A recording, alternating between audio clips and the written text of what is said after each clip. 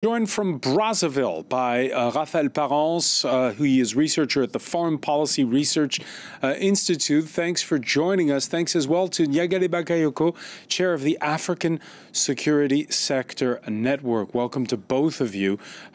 We heard the reaction there of Sergei Lavrov saying it's business as usual for Wagner and for Russia in the Central African Republic. Any word from Mali's junta? No, at this stage we have not heard anything, but I think it is absolutely logical because Malian authorities have never recognized the presence of Wagner in the country, even if everyone knows that they are here, definitely. But they always been pretending that they are only Russian instructors, and in fact, it is exactly going in the same direction as the last declaration of Sergei Lavrov. Raphael Parens, is it going to be business as usual? Short term, it definitely will be business as usual. We saw a Russian Ministry of Defense plane land there today that had originally been in Russia and then had gone through Syria. So I think those sort of relationships will continue for the time being. It's more of a question of whether the Russian state will continue to back the Wagner Group in Mali. And if that doesn't happen, whether the Wagner Group can maintain its presence in the country. It hasn't been able to find the same kind of mining, extractive resources contracts in Mali that it was able to do in CAR. So it's unclear how much funding it is currently having and how much the Russian state is actually contributing. What about Sudan, where Wagner was brought in because of those gold mines there? I think Sudan is a bit more of a confusing case because both Wagner and the Russian government haven't necessarily chosen a side. Although Wagner has given some weapons to the RSF, that's not a clear demonstration of intention. I think they will wait until the conflict is a little like the results of the conflict are a little bit clearer because their interests in the country are so important, whether that's the gold mining or Port Sudan, which are both very important to Russia and to the Wagner Group.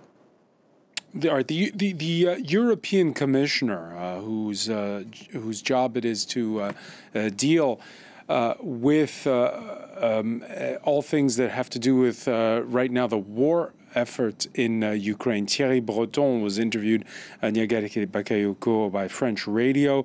Thierry Breton, who asked the open question, this is a private military group, mercenaries. Mercenaries, you have to pay them. He said, what's going to happen in Mali? And he mentioned in the same breath Burkina Faso, which officially has always denied having the Wagner Group there. What's the answer to Thierry Breton's question? As regards Burkina Faso, there is absolutely no idea about what the authorities are intending. Exactly what they are aiming to obtain from Russia is a support to their own private, self-defense groups, so-called VDP, and not a foreign engagement on the ground. So it's a different case from Mali. It is a completely different case for Mali.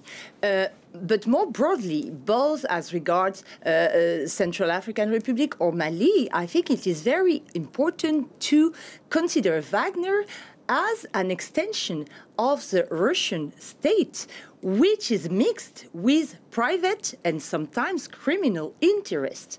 I think it is a too limited view to consider it only as a mercenary private company. And we can see that the different branches of Wagner groups have different kind of involvement in different African countries. For instance, in the Central African Republic, you have the three kind of Wagner activities: military, informational and mining. But in Mali, it is far from being exactly the same situation as regard gold mining, for instance. They are never have been able to get national contracts. Only artisanal gold mining has been viewed there. So I don't think the Wagner activities in Africa or even elsewhere are well considered when only seen through an individual.